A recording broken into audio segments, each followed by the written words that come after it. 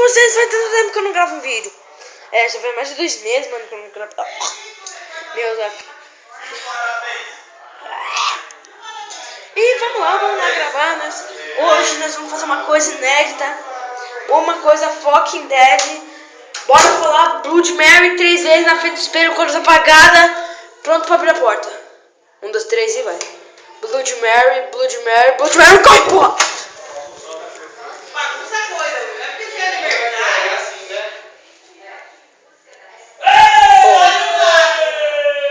Não aconteceu nada. Melhor pra nós. Nossa, que frio da porra.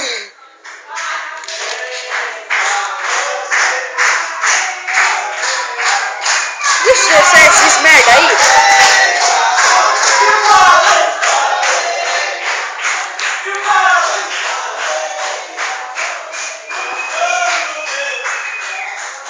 Vou dar um pause quando terminar o volto.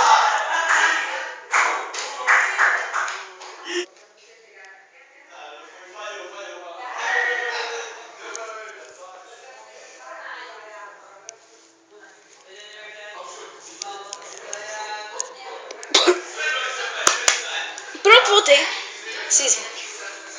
Porque tá acontecendo a festa de aniversário do meu pai. Eu ganhei meu celular de volta porque ele tava de castigo. Vou dar um presente pra ele.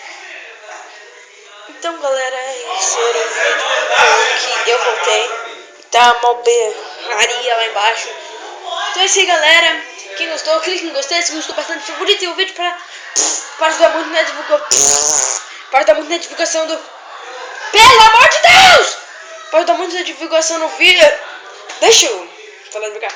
Para ajudar muito na divulgação do vídeo e do meu canal. Se inscreva para estar vendo mais vídeos. Deixe seu comentário, pois sua avaliação é muito importante. Fiquem com Deus, abraço a todos.